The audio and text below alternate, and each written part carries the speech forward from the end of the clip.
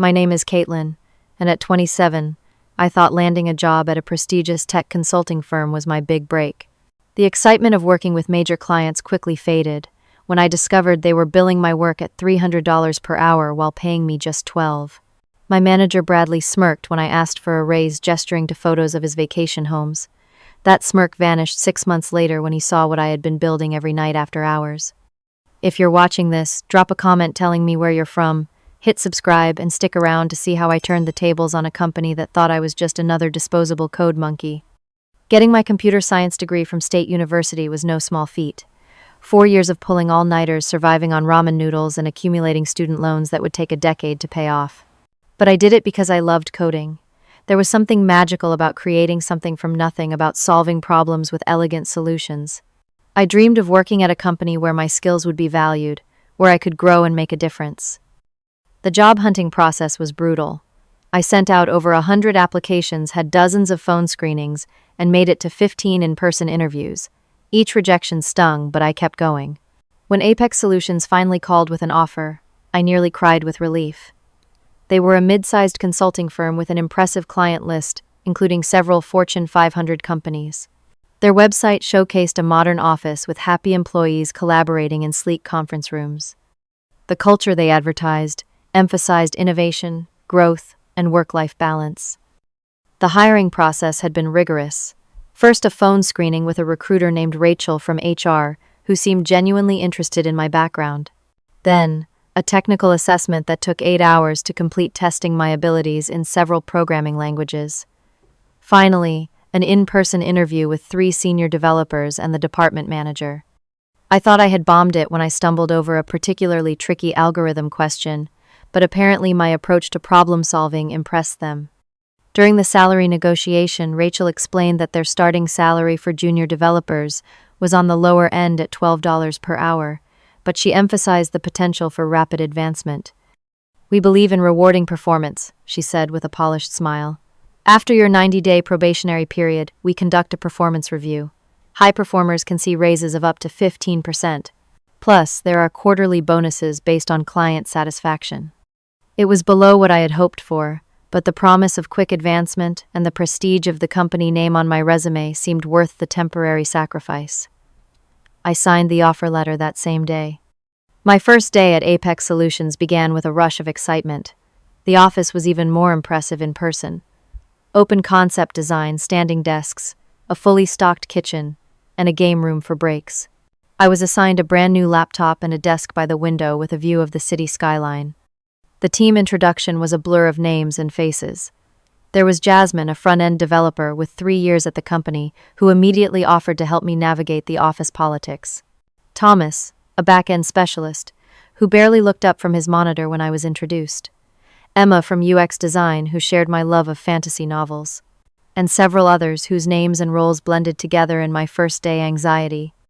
Then, there was Bradley Martin, my direct manager. Tall, perpetually dressed in expensive but casual clothes, with a confident smile and firm handshake. He had the charisma of a tech industry veteran and the vocabulary to match. "We're disruptors in this space," he told me, as he showed me around. "Our clients come to us because we deliver solutions that transform their business. I have high expectations, Caitlin, but I also believe in giving people the space to innovate and grow." It sounded perfect. It sounded like everything I had hoped for. My first assignment came that afternoon. A major financial institution was having issues with their customer portal. Users were reporting random logouts data, not saving, and occasional security warning false positives. The client was frustrated and demanding a fix ASAP. "This is a high-priority client," Bradley explained, dropping a folder of specifications on my desk. "They generate over $2 million in annual revenue for us. I know you are new, but I believe in throwing people into the deep end. Sink or swim right." I spent the next 3 days diving into the code base, tracing the bugs and developing solutions. I skipped lunch breaks and stayed late, determined to prove myself. When I finally identified the root causes, a series of minor errors in the authentication protocols that compounded into major user experience issues, I felt a rush of accomplishment. The client was thrilled with my fixes. In their thank you email, which was copied to the entire management team, they specifically mentioned the elegance of the solution and how it had exceeded their expectations. I expected at least some acknowledgement from Bradley, but all I got was a brief, "Good job. Next project is in your inbox." When my first paycheck arrived, the reality of my situation hit harder than expected. After taxes, my take-home pay for 2 weeks of intense work was barely enough to cover rent for my small studio apartment. I would have to budget carefully for groceries and public transportation and forget about making extra student loan payments. But I reminded myself this was temporary. 90 days, a positive review, and things would improve. I just needed to keep impressing clients and building my reputation within the company. I had no idea that I was setting myself up for a pattern of exploitation that would push me to my breaking point and ultimately change the trajectory of my career in ways I never anticipated. 6 months flew by at Apex Solutions. I had settled into a rhythm, tackled increasingly complex projects, and built a reputation as someone who could solve problems others found too challenging. Clients specifically requested me for their projects, which I took pride in. My technical skills were growing exponentially as I navigated different systems and technologies, exactly as I had hoped when accepting the position. What was not growing was my paycheck. My 90-day review had come and gone with glowing feedback, but only a 50-cent per hour raise. Budget constraints, Bradley had explained with a sympathetic expression that never reached his eyes. Next quarter will be better. I wanted to believe him, but doubt was creeping in. Still, I put my head down and continued delivering exceptional work, hoping recognition and fair compensation would eventually follow. Then came the day that changed everything. I was searching the shared drive for documentation on a project when I accidentally opened the wrong folder. Instead of technical specs, I found myself looking at client billing records. My ethical side said to close it immediately, but a file name caught my eye: Johnson Financial Portal Project Billing. That was my project, the one I had just completed last week. I clicked on it before I could talk myself out of it. What I saw made my stomach drop. Apex Solutions had billed Johnson Financial $300 per hour for my work. $300 per hour for work they were paying me $12.50 to perform. I quickly did the math. For every hour I worked, the company was making a $287.50 profit margin. On just the Johnson project alone, where I had logged 160 hours, they had made $46,000 in profit from my labor. My hands were shaking as I closed the file. Was this normal in consulting? I had no frame of reference, so I decided to do some research. That evening, I dived into industry forums, salary comparison websites, and anonymous workplace review platforms. What I discovered only intensified my sense of injustice. The average junior developer in our city made $25 per hour at minimum. Experienced developers with my growing skill set typically earned $35 to $45 hourly. And while consulting firms did mark up their rates, a common range was 2 to 3 times the employee's compensation, not 24 times like Apex was doing with me. The next day at work, I tried to focus on my tasks, but the knowledge of this disparity colored everything. During lunch, I cautiously broached the subject with Jasmine, who had become a friend over the months. "Is it normal for consulting firms to bill clients so much more than they pay their developers?" I asked, keeping my voice casual. Jasmine glanced around before responding in a lowered voice. "There is always a markup, but what Apex does is extreme. They target hungry new grads like you who do not know better. Most people figure it out and leave within a year. That is why they keep hiring batches of fresh graduates." "Why do you stay?" I asked. She sighed. "Family medical bills. I need the stability right now, even if the pay is criminal. But I am looking elsewhere. You should too." That conversation was eye-opening, but what really drove the point home was what I began to notice about Bradley. He drove a new luxury SUV to work. His designer clothes were never worn twice in the same month. He frequently mentioned weekend trips to his lake house. One Monday morning, as we gathered for the weekly team meeting, Bradley was showing off photos from his weekend on his phone. "Just closed on my 3rd vacation property," he announced proudly to Thomas. "A little cabin in the mountains. Perfect for winter getaways." 3 vacation properties, while his developers could barely afford rent in the city where they worked. The contrast was stark and disturbing. The quarterly company meeting the following week felt like salt in the wound. The CEO presented glowing financial results, announcing record profits and expanding client relationships. Executives received visible bonuses in the form of ceremonial big checks, while employees like me got company-branded water bottles as tokens of appreciation. When I asked Bradley about my 6-month performance review, which was now overdue, he kept finding reasons to postpone. "We are swamped with the North Star insurance project right now. Let us get through that first," he said one week. "I am waiting on feedback from all your project managers," he claimed the next. "HR is restructuring the review process," came the excuse after that. Each delay reinforced what I was beginning to understand. Apex Solutions had built a business model on extracting maximum value from employees while providing minimum compensation in return. They had no intention of paying me what I was worth, because their profits depended on me not knowing my value. As my workload increased with Bradley assigning me to the highest billing clients, my resentment grew proportionally. I was often the first to arrive and last to leave. I skipped lunch to meet deadlines. I researched solutions on weekends, all while generating hundreds of thousands of dollars for a company that refused to pay me a living wage. I faced a decision point. I could confront Bradley directly about the situation, risking potential retaliation or dismissal. I could start looking for another job, though I worried other consulting firms might operate similarly, or I could find a more creative, strategic response to the situation. What I did not yet realize was that this moment of clarity would be the catalyst for a plan that would transform not just my career, but my entire approach to my professional worth. After weeks of internal debate, I finally secured a meeting with Bradley to discuss my compensation. I prepared meticulously, gathering industry salary data, documenting my contributions to the company, and practicing what I would say. I wanted to be assertive, but professional, clear, but not emotional. Bradley kept me waiting 15 minutes past our scheduled meeting time, a power move I had seen him use before. When I finally entered his glass-walled office, he barely looked up from his phone. "Make it quick, Caitlin. I have a client call in 20 minutes, he said, still scrolling through something on his screen. I took a deep breath and launched into my carefully prepared talking points. I outlined my accomplishments over the past 7 months, the positive client feedback, and the additional responsibilities I had taken on. Then I moved to the compensation issue. Based on my research, junior developers with my skills typically earn between $35 and $45 per hour in our market.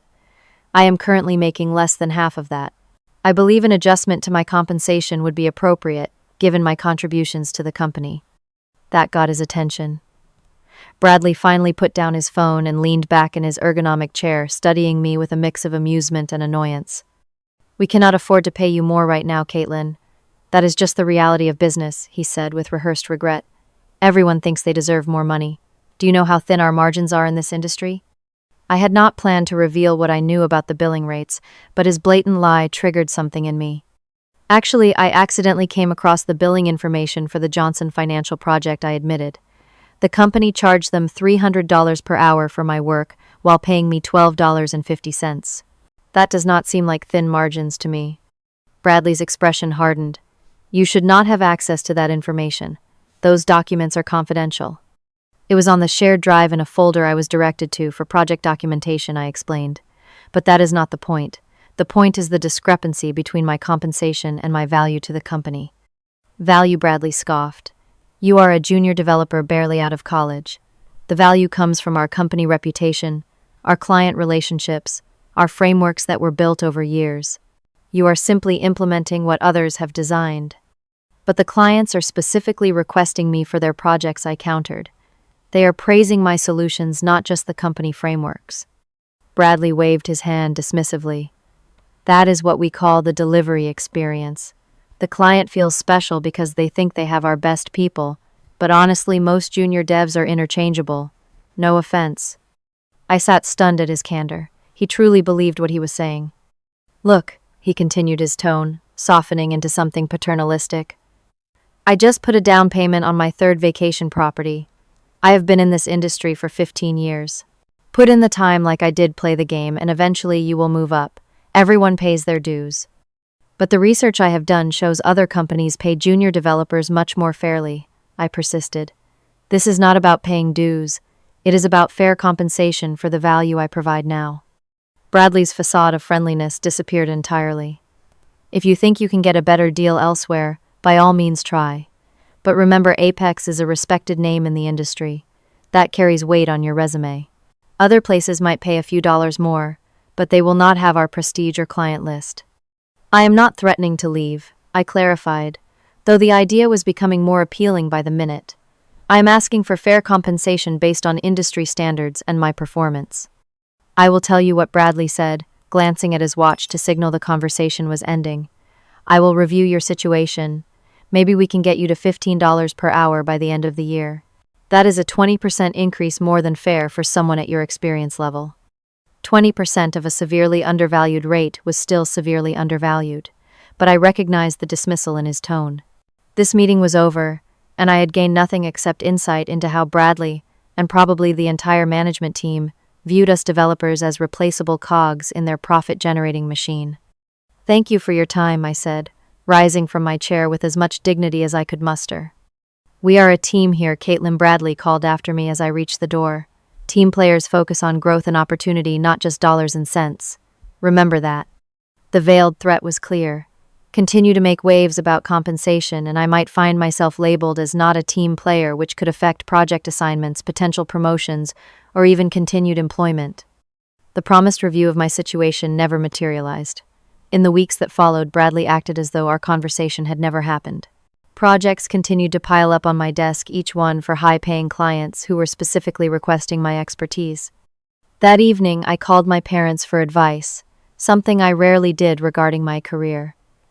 My father, who had worked for the same manufacturing company for 30 years, urged patience. "Companies move slowly, sweetie. Show them your worth, keep your head down, and the money will come eventually. Your generation wants everything immediately." My mother, a teacher who had fought for fair pay her entire career, was more understanding but still cautious. "Just make sure you have another job lined up before you make any drastic decisions. The economy is not as stable as it was in our day." Their advice, while well-intentioned, did not address the fundamental injustice of my situation. I hung up feeling more isolated in my struggle, more convinced that the pay your dues mentality was just another way for companies to exploit young talent. That night, as I lay awake, replaying my conversation with Bradley, something shifted inside me. The anger and resentment crystallized into determination. If Apex Solutions would not recognize and compensate my value, perhaps it was time to create my own opportunity on my own terms. Little did I know, this moment of clarity would lead to months of exhausting double work, but would ultimately become the best decision of my professional life. The epiphany came at 3 a.m. after tossing and turning for hours. I sat bolt upright in bed, mind suddenly clear. I had been thinking about the problem all wrong. Instead of fighting for crumbs from Apex's table, I needed to build my own table. I had the skills. I understood the clients and their needs. And most importantly, I had insight into the flaws in Apex's business model and technology stack. Their client portal was clunky, built on outdated frameworks. Their project management system was inefficient, requiring excessive manual input. Their billing system was riddled with inconsistencies that caused client frustration. I had been patching these systems for months, applying band-aids to problems that needed complete rethinking. What if I built something better? Something streamlined, modern, and actually designed with both developers and clients in mind. The idea was terrifying and exhilarating. I spent the rest of the night sketching concepts on my tablet, mapping out features, and researching potential technologies. By the time my alarm went off for work, I had the beginnings of a plan. That evening, I transformed the small dining area of my studio apartment into a dedicated workspace. My personal laptop would not be powerful enough for development work, so I used a portion of my meager savings to purchase a refurbished high-performance desktop computer. I set up dual monitors, organized reference materials, and created a project plan with clear milestones. Before writing a single line of code, I researched the legal implications. My employment contract with Apex included a non-compete clause, but after careful reading and some online research, I identified important limitations. It prohibited working for direct competitors or soliciting Apex clients directly while employed there, but it did not prevent me from developing my own software as long as I did not use company resources or proprietary code. To be safe, I would build everything from scratch on my own equipment during my own time. I would not directly copy any Apex systems, but rather create better solutions to the same problems, and I would not approach any clients until after leaving Apex. With my legal bases covered, I established a rigid schedule. Work at Apex from 8 to 5, come home, eat a quick dinner, then code from 6:30 until midnight or later. Weekends would be dedicated to the project as well, with short breaks to maintain my sanity.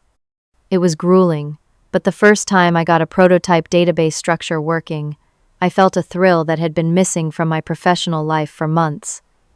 This was my creation built to my standards without compromise.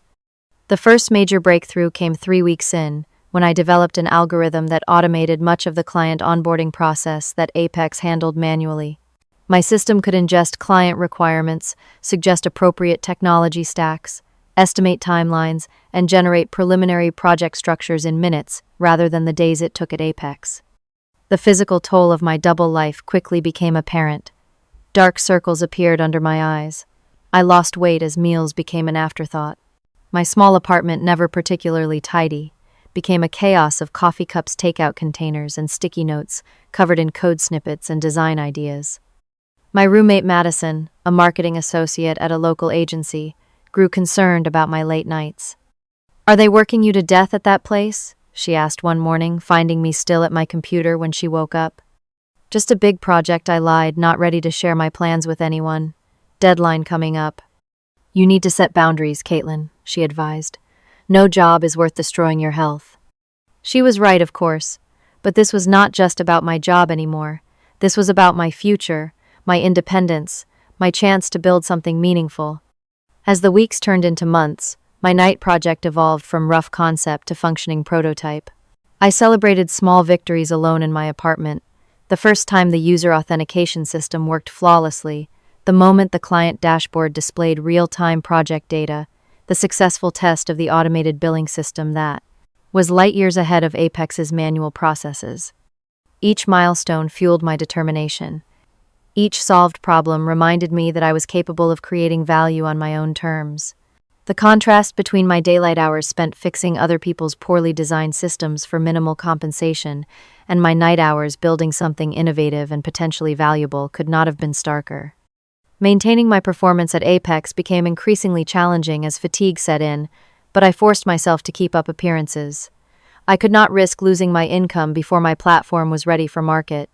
I took power naps during lunch breaks, doubled my coffee intake, and kept detailed notes to compensate for my increasingly foggy memory. Bradley noticed the change, commenting one day that I looked tired and reminding me that client work requires full attention. I assured him everything was fine and forced myself to show more energy during team meetings regardless of how exhausted I felt. The hardest part was keeping my excitement contained. There were moments when I solved particularly challenging problems with my platform that I wanted to share with my colleagues, moments when I could see so clearly how my approach improved upon Apex's systems. But I kept those victories to myself, knowing that soon enough I would be able to share my creation with the world. 4 months into my night project, I had a functional prototype that addressed the core needs of technology consulting clients. It was far from perfect, but it was real tangible proof that my vision could work. For the first time since starting, I allowed myself to acknowledge that this might actually succeed, that I might actually create a path out of Apex and into something better. That realization brought both hope and a new kind of pressure. The prototype existed, but turning it into a viable business would require more than just technical skills. I would need funding, legal protection, marketing, and clients willing to take a chance on a new platform from a first-time entrepreneur. The next phase would push me even further outside my comfort zone, but I was ready. The months of double work had been brutal, but they had also shown me what I was capable of when motivated by a clear purpose and the desire for justice. As I closed my laptop after another late-night session, I allowed myself a small smile. Bradley and Apex thought they were getting a bargain, extracting maximum value from me at minimum cost. They had no idea that their exploitation had set in motion the very thing that would ultimately allow me to walk away. 3 months into my night project, the prototype had evolved into something I was genuinely proud of. The platform, which I had tentatively named Dev Portal, integrated project management, client communication, time tracking, and billing into a seamless experience. The interface was clean and intuitive, designed to eliminate the pain points I had observed clients struggling with at Apex. But a functioning product is only part of a business. I needed feedback, funding, and legal protection before I could seriously consider turning this night project into my full-time pursuit. My first step was reaching out to potential investors. Through research and networking events I attended on rare free evenings, I identified several angel investors in the tech space. Alexandra Reyes, a former software developer, who had successfully exited her own startup and now invested in promising tech ventures, seemed like the ideal first contact. I sent her a carefully crafted email briefly explaining my background and concept. To my surprise, she responded within hours, agreeing to a virtual coffee meeting that weekend. Alexandra was bluntly skeptical during our first conversation. "Another project management platform. That market is saturated," she said, her expression serious through the video call. "What makes yours different enough to matter?" I had anticipated this question and launched into my demonstration, highlighting the unique features I had developed based on real-world pain points observed during my time at Apex.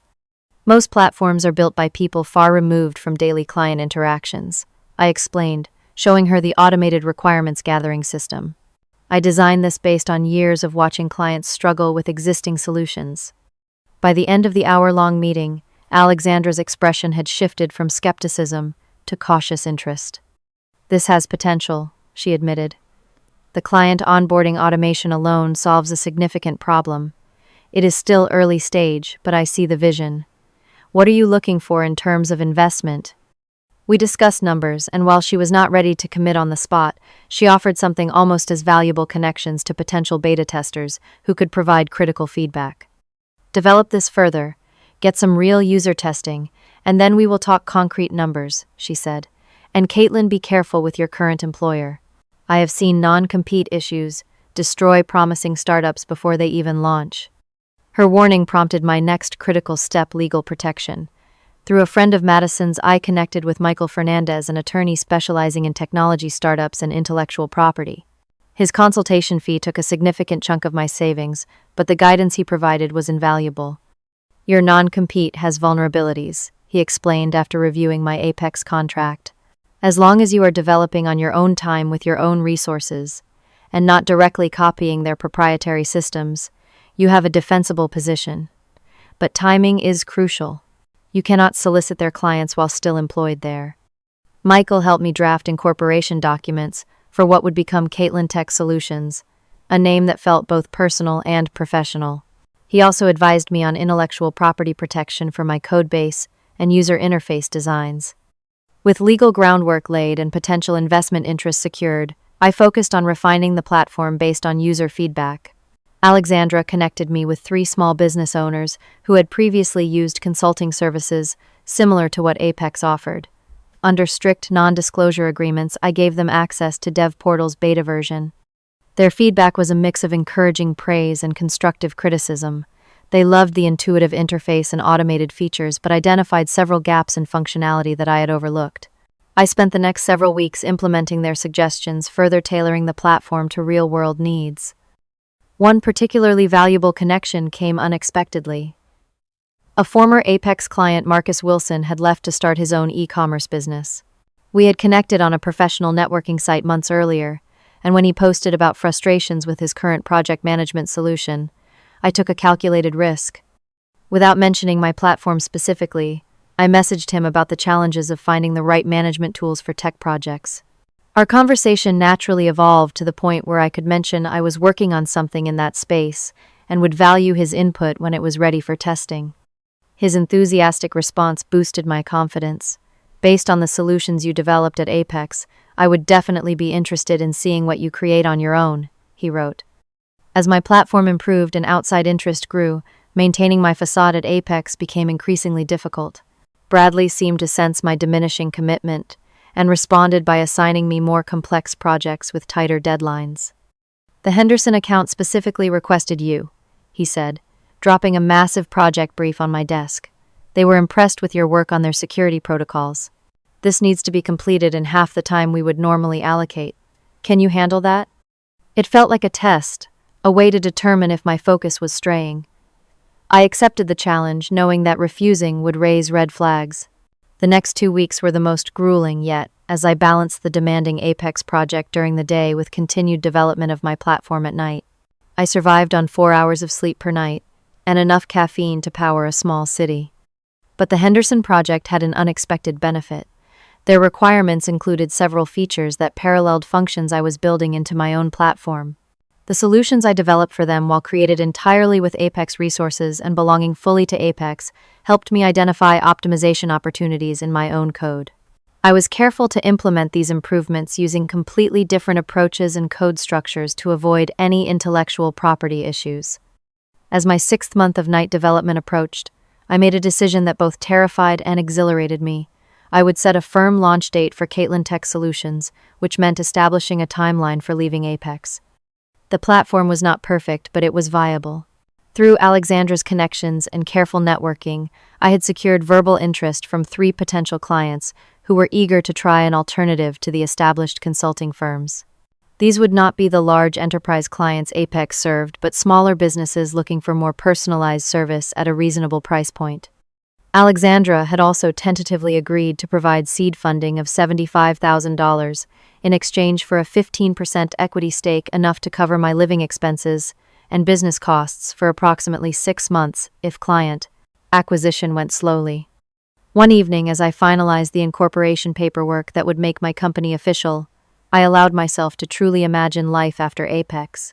No more exploitation. No more watching others profit excessively from my skills and labor. No more Bradley dismissing my worth while purchasing vacation properties. There would be new challenges, of course. The responsibility of running my own business, the stress of uncertain income, the countless skills I would need to develop beyond coding. But for the first time in my professional life, the path forward would be one I controlled.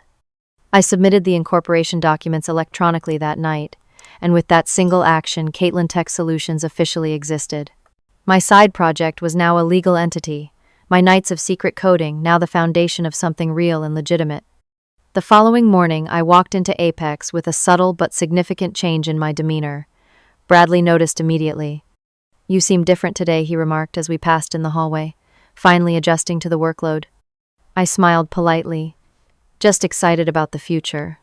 He had no idea how true that statement was, or that in just 2 weeks I would hand him my resignation letter and begin the next chapter of my professional journey. After 6 exhausting but exhilarating months of night work, my platform had reached a market-ready state. It was not perfect, but it was solid, tested, and genuinely improved upon the systems I had been working with at Apex.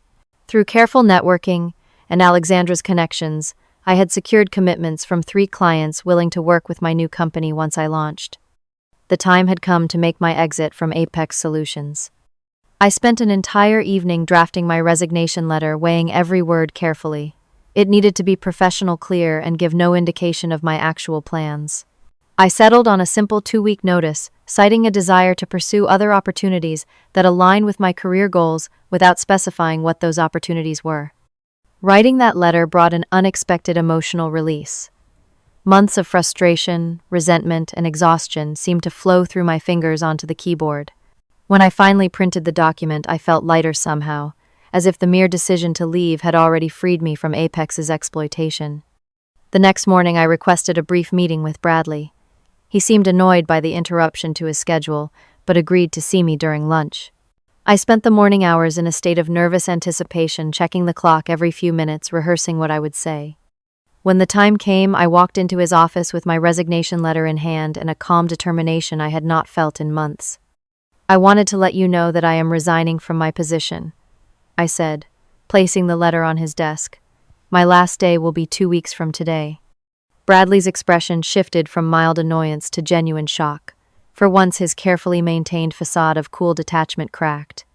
"Resigning? Where are you going?" he demanded, not even glancing at the letter. "I am pursuing another opportunity," I replied vaguely. "Which company poached you? Is it Vertex Systems or Tech Dynamics?" he pressed, naming Apex's main competitors. "I would rather not discuss the details right now," I said firmly. "I simply wanted to provide proper notice and ensure a smooth transition for my current projects."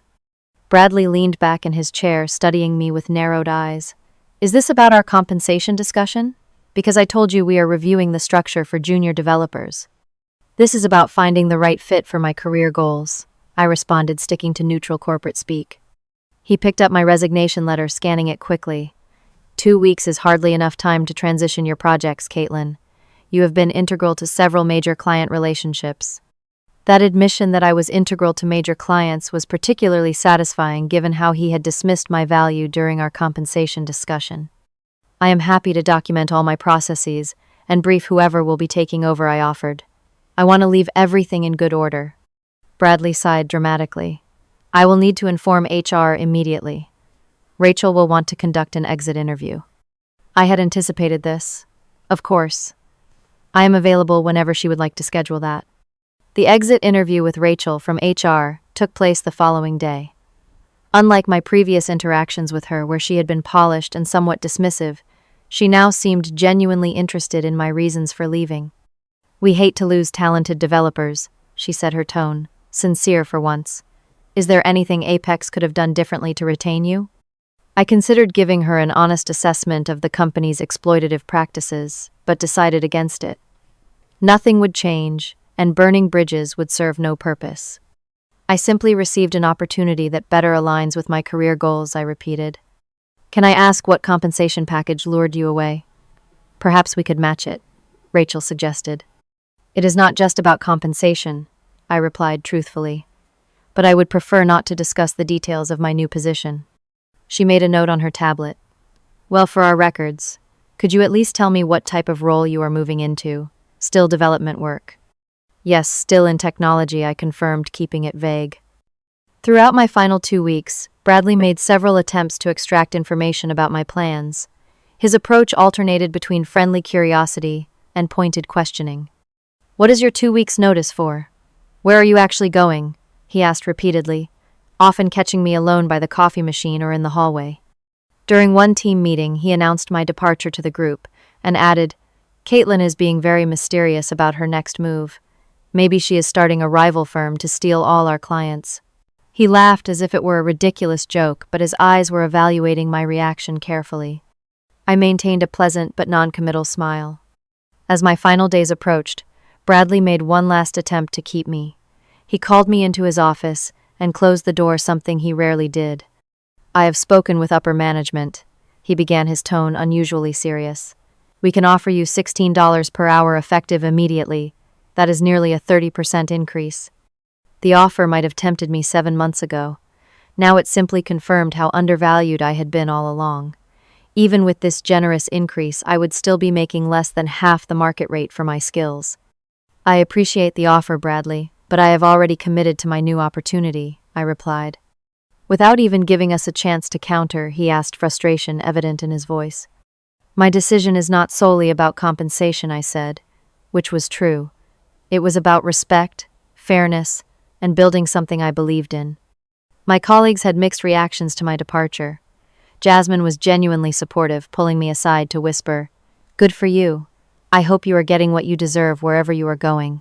Thomas seemed almost jealous, peppering me with questions about how I had secured another position. Others were curious but respectful of my privacy. On my final day, an unexpected situation arose. As part of the standard exit procedure, the IT department requested access to my company laptop for data transfer and account closures. This was normal protocol.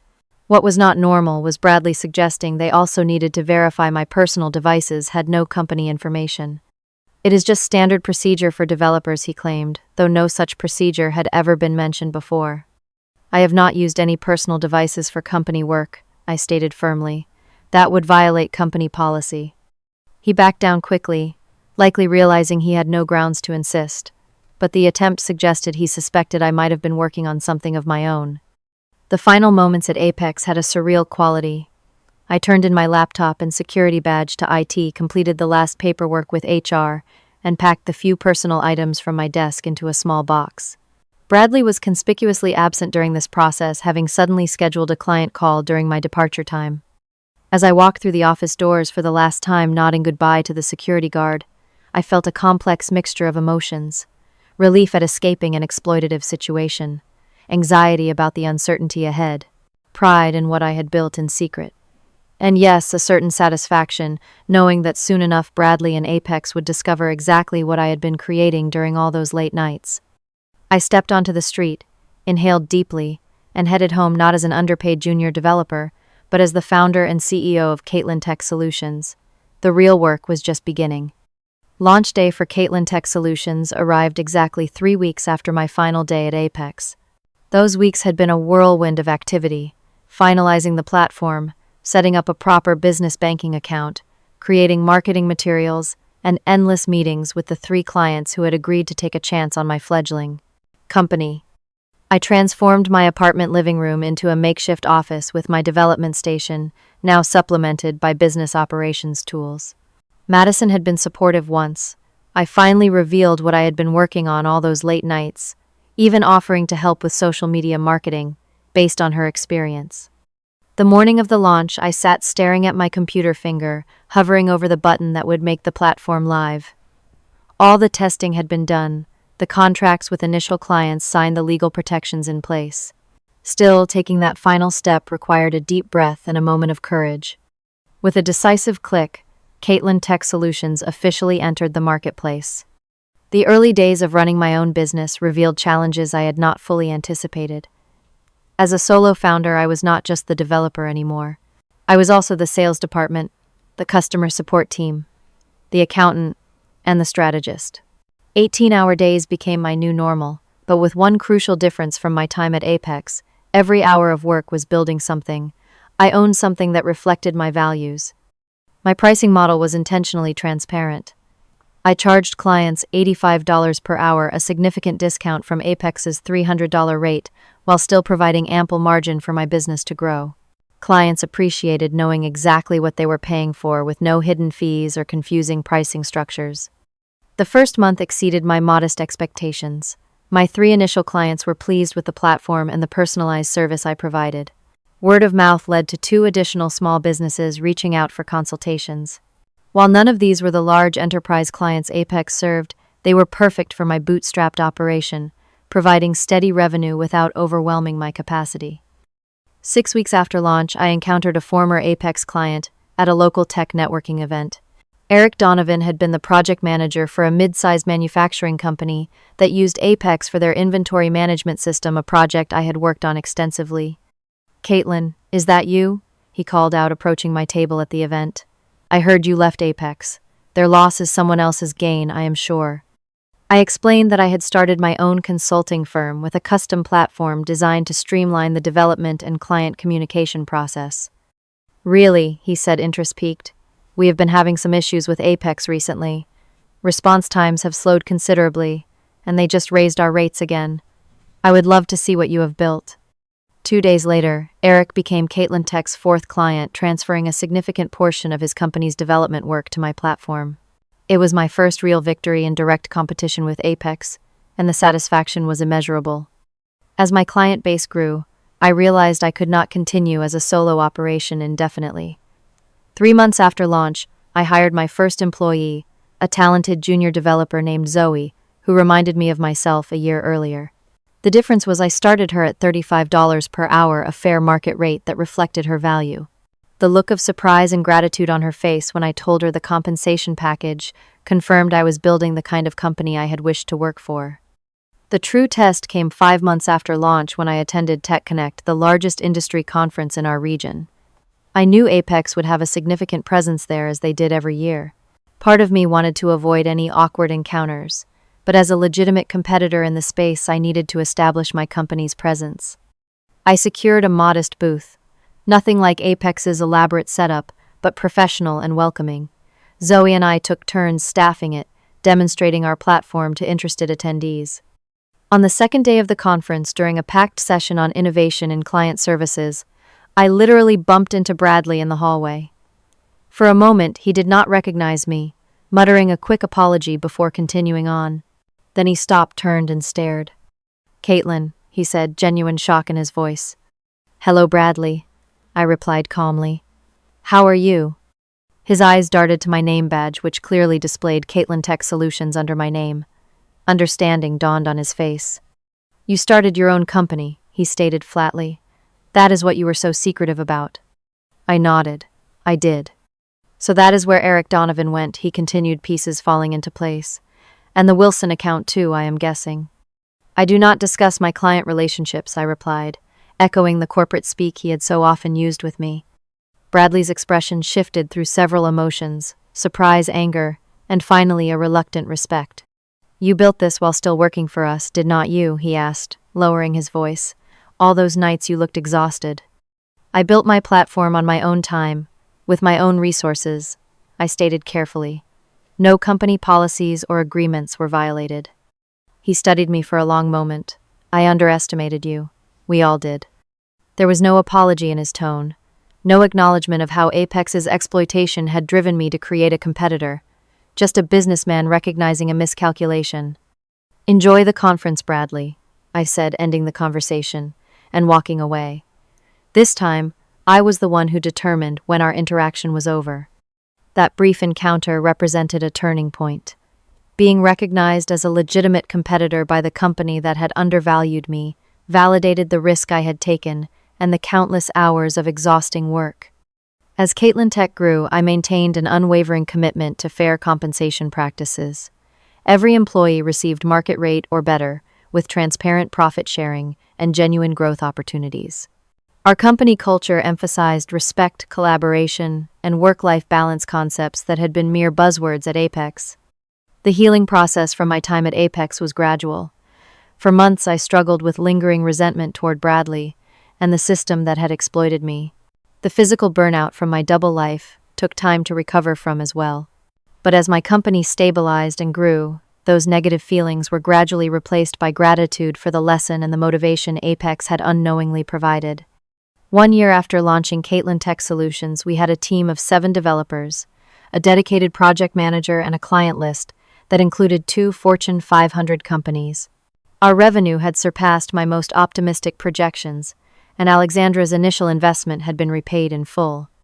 The greatest lesson from my journey was not about coding or business strategy, but about recognizing and valuing my own worth. Apex had built their business model on the hope that talented young professionals would not realize their true value or would be too intimidated to demand it. By breaking free from that system and creating an alternative, I had not only improved my own situation, but created opportunities for others to be valued fairly.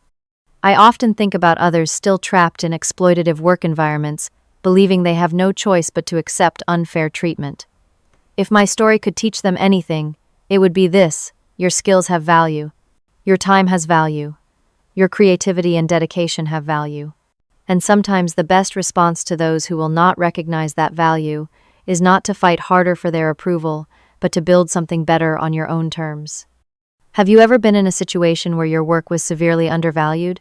Did you stay and fight for better treatment, or did you find another path? Leave a comment below sharing your experience. And if this story resonated with you, please subscribe to hear more journeys of workplace transformation and hit that like button to help others find this video. Remember, sometimes, the best response to undervaluation is not just walking away, but building something that shows exactly what they missed out on. Thank you for watching, and remember, your worth is not determined by what others are willing to pay, but by the value you know you bring to the table.